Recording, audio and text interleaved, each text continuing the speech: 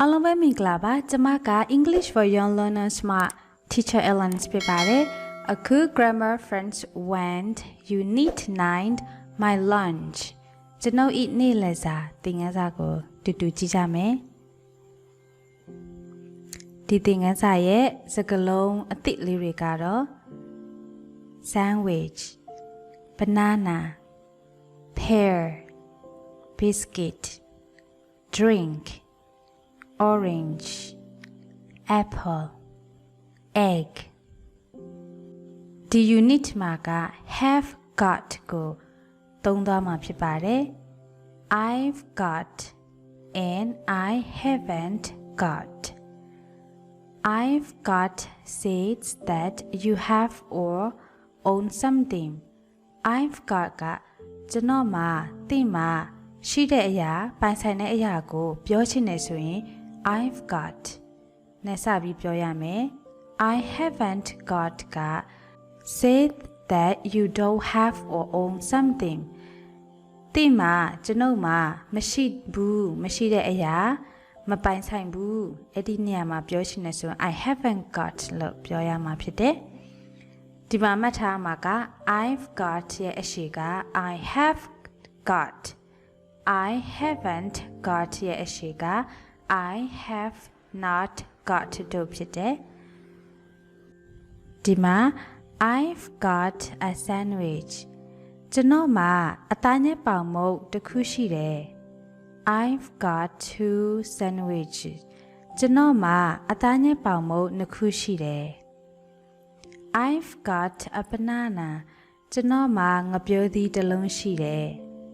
I've haven't got a banana ကျွန်တော်မှာငပြိုးသီးတစ်လုံးမရှိဘူးဆိုတော့ကျွန်တော်မှာရှိတယ်ကျမမှာရှိတယ်ဆိုရင် I've got နဲ့ပြောရပြီးတော့ကျွန်တော်မှာကျမမှာမရှိဘူးဆိုရင်တော့ I haven't got I have not got နဲ့ပြောရမှာဖြစ်ပါတယ်ဟုတ်ကဲ့ပို့ပြီးနားလည်အောင်သင်ခန်းစာတူတူလုပ်ကြည့်မယ်နော်သင်ခန်းစာ number 1 Allison's or Jamie write A or J Allison's လား Jamie လား Allison ဆိုရင် A ရေးမယ် Jamie ဆိုရင် J ရေးမယ်ပုံလေးကြည့်မယ်စာကြောင်းဖတ်မယ်ပြီးတော့ A ဒါမှမဟုတ် J ကိုရေးမှဖြစ်တယ် number 1 I've got a biscuit number 1 I've got a biscuit ကျမမှာ biscuit ပေါ့နော်မြန်မာလိုဆို biscuit တစ်ခုရှိတယ်ပေါ့ဆိုတော့ဘယ်သူလဲဒီနေ့ရောက်ထဲမှာ Allison ဖြစ်တဲ့အတွက် A number 2 I've got two biscuits ကျွန်တော်မှာတော့နော် biscuit မုတ်နှစ်ခုရှိတယ်ဆိုတော့သူကဘယ်သူလဲသူက Jamie number 3 I've got a banana ကျွန်တော်မှာငပြိုးသီးတစ်လုံးရှိတယ်ဆိုတော့ရှိတဲ့သူက Jamie number 4 I haven't got a pear ကျွန်တော်မှာ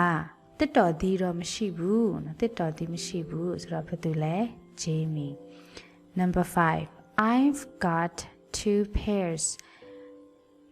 ငါမှာတော့ဗောနော်တစ်တော်သီးနှလုံးရှိတယ်ဆိုတော့ဘယ်သူလဲသူက Allison number 6 I've got a drink ငါမှာတောက်စရာရှိတယ်သူက Allison number 7 I've got an apple ငါမှာတော့ပန်းသီးတစ်လုံးရှိတယ်သူကတော့ Jamie ဖြစ်တယ် number 8 I haven't got an apple ငါမှာတော့ပန်းသီးတစ်လုံးမရှိဘူးဘယ်သူဖြစ်မလဲ Allison ဖြစ်ပါတယ်ဟုတ်ပြီဒါဆိုရင်ကိုမှရှိတယ်ဆိုရင် I have ကိုမှမရှိဘူးဆိုရင် I haven't I have not အဲ့လိုရေးရမှာဖြစ်တယ်နော်နောက်တစ်ခုသွားမယ် number 2 write the words in the correct order စာလုံးလေးတွေကိုမှန်အောင်မချရေးထားဘူးမှန်အောင်မစီထားဘူးမှန်အောင်ပြန်ရေးမယ်ဆိုတော့ပုံကြည့်တဲ့အခါမှာအသားညက်ပေါင်မုတ်ရှိတယ်ဆိုတော့အာရုံနော်ကျွန်တော်မွေကျမမှာကျွန်တော်မှာအသားညက်ပေါင်မုတ်နှစ်ခုရှိတယ်ဆိုတော့ဘ ဘယ်ဟာအရင်လာမလဲ I've got 2 sandwiches အဖြစ်မှန်က I've got 2 sandwiches number 2ပန်းသီးနှလုံးရှိရပါနော်ဆိုတော့ I've got 2 apples ဟုတ်ပြီ number 3 haven't I ဆိုတော့ကျွန်တော်မှမရှိဘူးဆိုတော့ဘယ်ဟာရင်လာမလဲ I haven't got an apple ဟုတ်ပြီ number 4ကျွန်တော်မှကျမမှတောက်စရာတစ်ခွက်ရှိတယ်ဆိုတော့ I've got a drink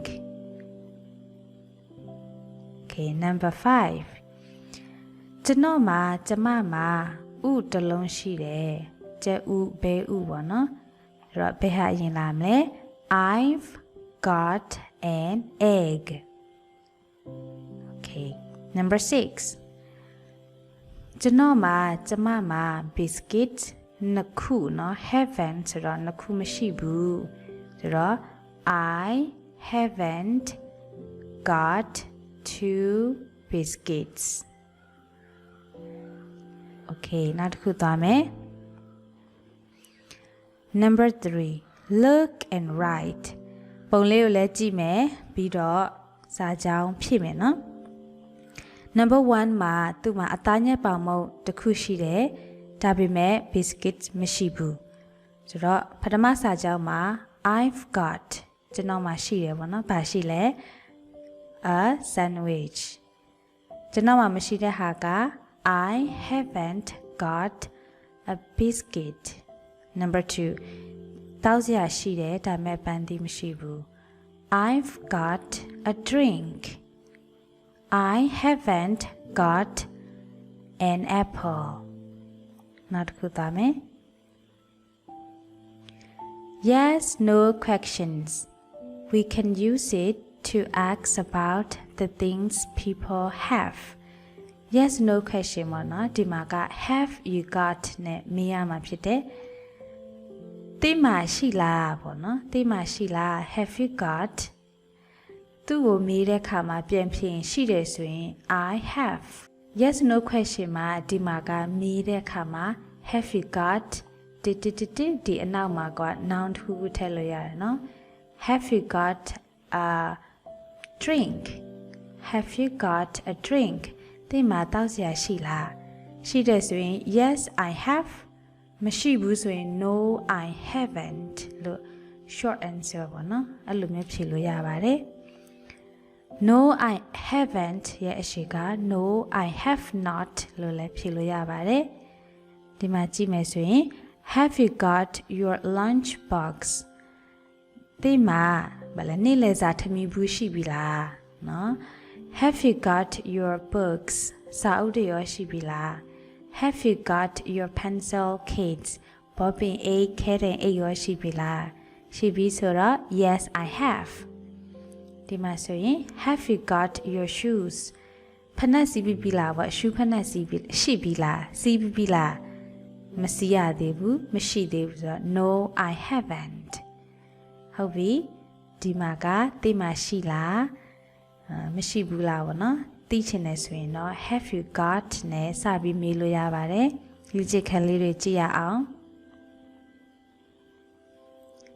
number 4ပေါ့နော်လေ့ကျင့်ခန်း4က match တွဲပေးရမှာဖြစ်တယ်ပုံလေးတွေကြည့်မယ်အမတ်ချစ်တာအတွက်ဆိုရင် yes အမားချစ်တယ်ဆိုရင် no ပေါ့နော် number 1က have you got an orange နော်ဒီမှာလိမ္မော်သီးတစ်လုံးရှိလားအမတ်ချစ်တော့ရှိတယ် yes I have number 2 have you got your pencils ဒီမှာဒီဤခဲတံတွေရှိလားဒီမှာအမားချစ်ထားတယ်ဆိုတော့မရှိဘူးဆိုတော့ no I haven't number 3 have you got a drink တောက်စရာပေါ့နော်ရှိလားအမတ်ချစ်ထားတယ် yes I have number 4 have you got your sandwich အသားညက်ပေါင်မုတ်ကိုရှိပြီလားနော်မရှိဘူးဆိုတော့ no I haven't Okay ဒါကတော့သူ့ရဲ့မင်းကွန်းလေးနဲ့အဖြေတူလေးတွေဖြစ်တယ်နောက်တစ်ခုသွားရအောင် Number 5 က Write the words in the correct order make corrections မင်းကွန်းနော်ဒါမင်းကွန်းလေးတွေကိုနေရာမမှန်အောင်ထားတယ်ပေါ့ဒါနေရာပြန်မှန်အောင်ထားရမယ်နော်ဆိုတော့မင်းကွန်းကကိုတိတဲ့အခါမင်းကွန်းမေးချင်တယ်ဆိုတော့သူ့ကို have ကိုအရှိမထားရမယ်နော်အခုနာမှတ်ထားသလိုပဲ Have you got a lunch box အဖြေမှန်က Have you got a lunch box Okay number 2 Okay number 2ဘယ်ဟာအရင်လာမလဲ Have ပြီးတော့ you got two sandwiches ဒီမှာအသားညက်ပေါင်မုံနှစ်ခုရှိလားအဖြေမှန်ကဟုတ်ပြီအဖြေမှန်တယ်နော် number 3ကဲဘယ်ဟာအရင်လာမလဲ have okay have you got an egg ဒီမှာဥပေါ့နော်ကျက်ဥဘဲဥတစ်လုံးရှိလားအဖြေမှန်ကြည့်မယ် have you got an egg okay number 4ဘယ်ဟာရင်လာမလဲ have you got a banana အဖြေမှန်က have you got a banana အဖြေမှန်ပါတယ်နောက်တစ်ခုသွားရအောင် number 6 look and write ပုံလေးကိုလည်းကြည့်မယ်ပြီးတော့ short answer ဖြစ်တဲ့ yes I have no I haven't ကိုလည်းရေးပေးရမှာဖြစ်တယ်Number 1 Have you got a banana တိမှာပေါ့နော်တိမှာငါပြောသည်ရှိလားကဲဒီမှာငါပြောသည်ရှိရနော်ဆိုတော့ Yes I have Number 2 Have you got an egg ဥရောရှိလားမရှိဘူး No I haven't Number 3 Have you got a biscuit မုတ်ရောနော် biscuit မုတ်ရောရှိလားမရှိဘူးဆိုတော့ No I haven't Number 4 Have you got a sandwich အသားညက်ပါမောရောရှိတယ်ဆိုတော့ Yes I have Number 5 Have you got a drink တောက်စရာရှိလားရှိတယ်ဆိုတော့ Yes I have Number 6 Have you got an apple ပန်းသီးရောရှိလားမရှိဘူးဆိုတော့ No I haven't Okay ဒါလည်းပဲမင်းကိုနဲ့အဖြေတူလေးတွေဖြစ်ပါတယ်နောက်တစ်ခုကြည့်ရအောင် Number 7 look and write ပုံလေးတွေကိုလည်းကြည့်မယ်ပြီးရင်ရေးရမယ်နော်ရေးရမယ့်ဟာကတော့ Have you got ရှိလားရှိတယ်ဆိုရင် Yes I have မရှိဘူးဆိုရင် No I haven't ဒီမှာကနေ့လယ်ပေါ့နော်နေ့လယ်စာဘူးလေးတွေ lunch box 3ခုရှိတယ် Jamie ရဲ့ Emma ရဲ့ Dave ရဲ့ပထမတစ်ခုက Emma နဲ့ Jamie စကားပြောတယ် Emma ကမေးတယ်ဘာမေးလဲဆိုတော့မေးတဲ့စကားလုံးက Have you got a pear ဒီမှာတစ်တော်သေးရှိလား Jamie ကိုမေးတော့ Jamie မှာရှိရနော်ဒီမှာဆိုတော့ Yes I have Number 2 Jamie နဲ့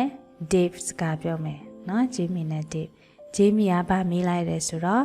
Have you got a biscuit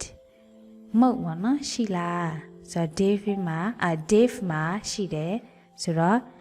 Yes I have Number 3 Emma နဲ့ Dave စကားပြောမယ် Emma ကမေးလိုက်တယ် Have you got a pear